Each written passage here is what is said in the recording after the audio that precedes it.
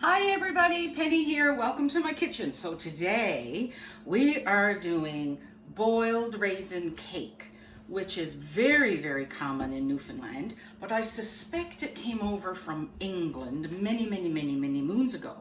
Because when we first arrived here in from Newfoundland in Ontario 20 years ago, I made this one day and I shared it with a gentleman at my church, and he was originally from England, and he almost cried because he said, "Oh, this just takes me back home." So I don't think it's unique to Newfoundland, but it's certainly very common in Newfoundland, and it's very simple. So you have your pot, a nice sized pot the size of a mixing bowl if you intend to mix the cake in the pot, which I will, but I'll explain that further in a minute. So the ingredients so far are 2 teaspoons of cinnamon, 2 teaspoons of allspice, 1 teaspoon of cloves, and 3/4 of a teaspoon salt. You want 1.5 cups of raisins, any kind will do.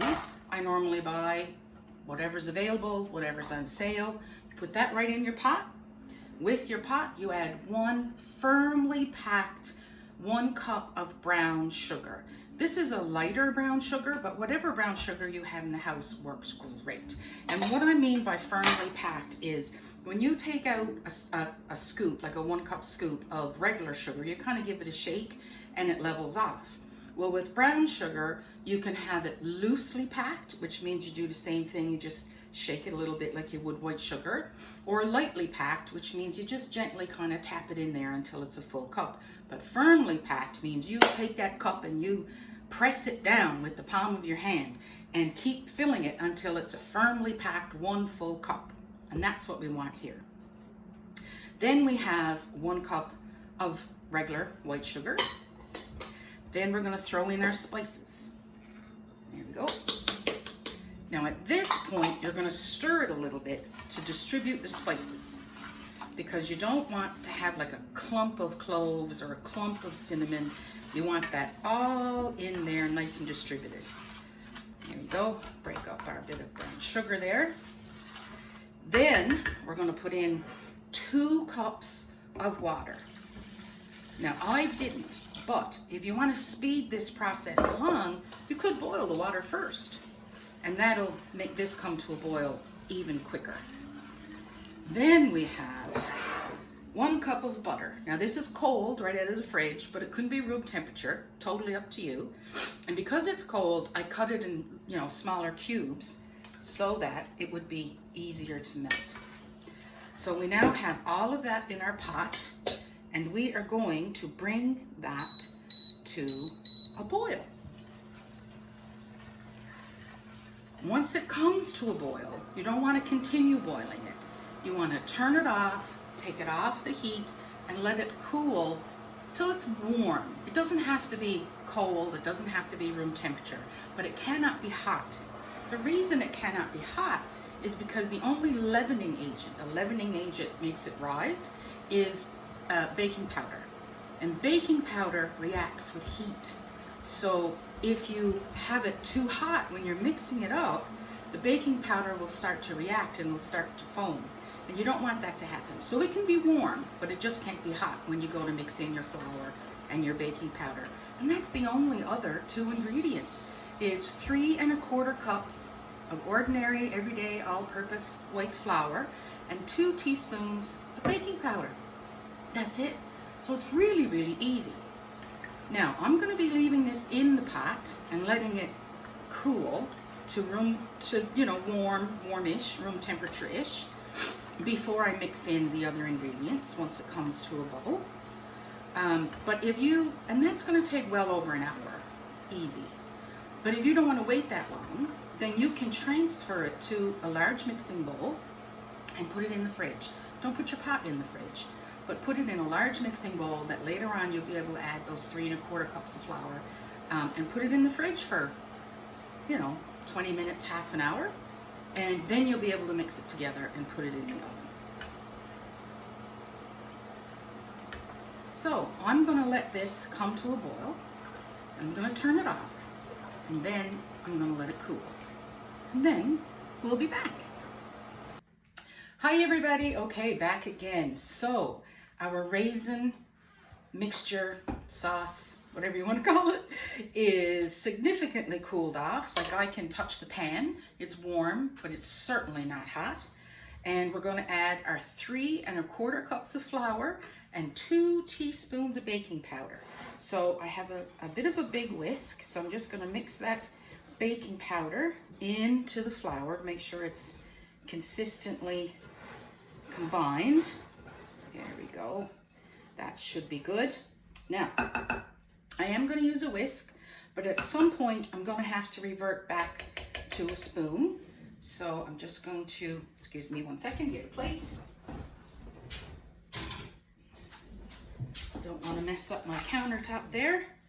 So we are going to just lay that there. And the reason I'm going to use the whisk, the raisins are going to get caught, so it's going to be a little finicky. The bigger the whisk, the better for that purpose, is because you don't want little balls of dough. You need to not overmix it, but you need to mix it thoroughly enough that you don't end up with little white balls of dough in there, okay? So I'm going to put it all in. Then we're going to start mixing. Make sure you get into the edges as well. There we go. You don't want little white balls of dough. Just like you don't want like lumps in your gravy. You don't want lumps in your boiled raisin cake. So, it comes together fairly quickly. Barry, can I trouble you to pass me a spatula? There we go. I don't see any little white lumps. It would take a lot longer to do if you were using a spoon versus a whisk, but of course you can do it. There we go. And we have to tap out a few little raisins that are in there. Aha. Now, we have quite a number of options. Today, I'm going to use 2 bread pans, which I've already greased, okay? These are good quality non-stick pans, so I only greased them. If you have your old grandma's pans or just regular tin pans that are not non-stick, this is a heavy, dense cake, so I would recommend that you not only grease them, but also flour them. So it makes one of these options. You can either do 2 bread pans, or you can do a bread pan in 4 little 4-inch pans. These are little springform pans, but you know those muffin pans that have 4 large, bigger than cupcakes but smaller than a loaf pan? You could get 1 loaf pan and 4 of those. Or you could get 4 of these and 1 8-inch pan. Or you could get 1 10-inch pan or 1 tube pan. Be careful if you're using a tube pan. They can be really tricky to get out. If you're going to use a tube pan, I would consider using a silicone tube pan. If you're using a silicone tube pan, it goes against instinct, but you have to let it completely cool off in the silicone pan. I've even left it overnight, and then it pops out perfectly. But if you're using a tin tube pan, make sure you butter it and flour it and make a prayer just before you take it out, because it can be really finicky. So there's lots of options that you can do with this cake. It does make a significant amount of cake, but today we're doing 2 loaf pans. Alrighty, so let's get going here. I'm going to use a spatula to see if I can somewhat evenly divide it between the 2 pans. I have the oven preheated to 275, and these are going to stay in the oven for 2 hours. So you need slow but consistent heat. So don't be opening the door. You got to leave it for 2 hours. I think that one is okay.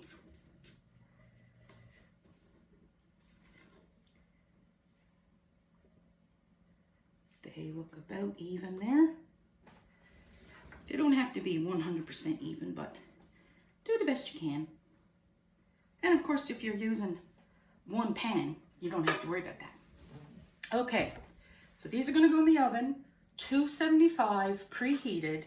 Put them right in the middle of your oven and forget about them for 2 hours. Now, if you're using little pans, these can come out of the oven in 1.5 hours, but you'd have to leave the loaf pan in there for the full 2 hours. Likewise, if you're using a 2 pan or one of the other pans, a full 2 hours, and don't open the door. We'll test it with a toothpick, and when they're done and ready to come out of the pans, we'll be back. Hey everybody, Penny here. Okay, so it's been 2 hours and a couple of minutes, and I have one already out of the pan. I'm going to show you the other one. So what I normally do, get yourself some good heavy oven mitts, and I give it a little bit of a shake, not too much, like not enough to break the cake or anything, but you want to make sure it's nice and loose. Then I take my cooling rack and I put it over the cake, and then I flip her over, and you can hear it come down. Okie dokie. And ta-da! Isn't that cool? All right, so these have to completely cool. And I also had one already made from yesterday, and I was going to show you the tube, because I did one in a tube pan. Remember how I said the tube pans can be really hard to get out? Well, mine didn't work. The top half came out and the bottom half stayed in the pan. So luckily enough, I also made a couple of loaf pans. So this is one I made yesterday, and I want to show you, this is what can happen if you don't use your whisk. I don't know if you can see it properly there, but you see the little white parts? Those are little balls of flour that didn't get mixed in properly. So I didn't do that on purpose to show you, but that's what happened. These ones won't have that issue. So I'm just going to show you how lovely it is. And it is so, so good. The raisins are plump and soft and juicy, and it's just delicious. And you can serve it like you would a banana bread, or you can serve it like you would a piece of fruit cake. You can have this instead of fruit cake. It freezes perfectly. So if you wanted to do a few of these, throw them in the freezer for Christmas gifts. That would be lovely. It's also really, really good with cream cheese icing, believe it or not, if you want to make a proper cake out of it. So I hope you give it a go. Newfoundland style boiled raisin cake. It's so good. I'm going to have this little piece now, even though it's supper time. Bye. Enjoy.